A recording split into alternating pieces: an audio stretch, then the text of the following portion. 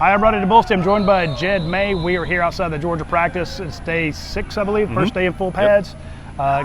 Kirby's lighting into people behind us, but we've completed the media accessible portion of the practice. There's a few VIPs in there. I saw a Titans scout checking Georgia out. Jeff Foxworthy's in there checking it out.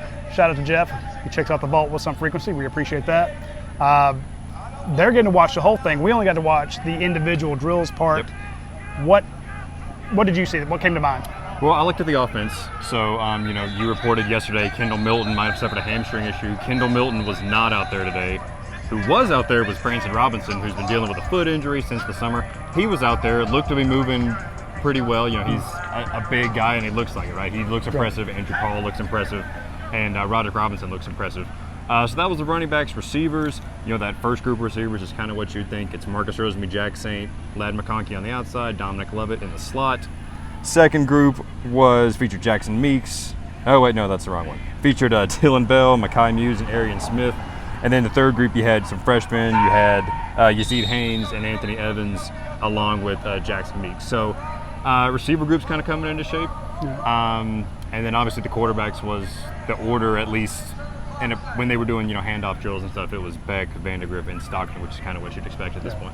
I saw Jamal Jarrett just get absolutely blistered by Kirby Smart. Yes. This is the second time in a row.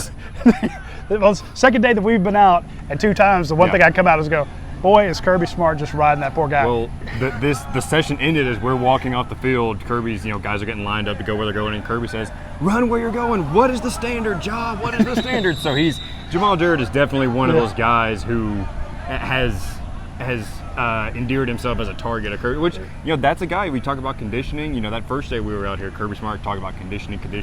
When you got a guy who's 350, 360, you need to be on the field. This is that time of year where he needs to get conditioned to play those multiple snaps later in the year. You got you got fat biceps. I mean, I'm just going to call it what it is. And again, I understand he's wearing pads and stuff, but when you just look at his biceps, it's like, that doesn't look like one of these things is not like the other. You look at that defensive line group, and those are just absolute killers, and he's a bit on the hefty side. But I've noticed Kirby yelled at one point and said, "Look, 55, I am going to check the GPS. If you didn't get to 17 miles an hour," another one point he goes, that's a walk. And if you get tagged with a walk, guess what you have to do tomorrow morning? Not walk. No, you'll meet Kirby Smart at 6 a.m. to run. Well, and Kirby Smart picks out these guys because he knows what he they can be. expects a lot. We did. I'm trying to think who it was. Richard LeCount. He He chewed his ass for 2 years. Malachi Starks was one. Is what out last year. Came in, and Kirby sees the high potential in these guys, and he pushes them. So, well, he said, "I'm going to push you." Right. And he's yelled it on the mic. It's not like he gets in his ear, "I'm just being hard on you to be a hard ass." He goes, "No, I'm going to push you." That's how you get the most out of these guys. So. Or you'll break. You'll either make it or you'll break. So again, if you're not being called out, he went after Yazid Haynes in a good way. He was saying, Yazid, again, fantastic catch right on the edge there. And but then Kirby was also going after Oscar Delp and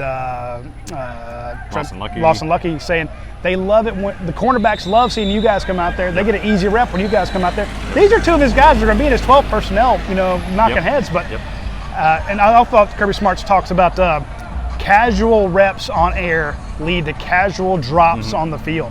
And he wants these guys to be so intense even during the you're just running routes, because we're seeing Indy. We're not seeing offense versus defense.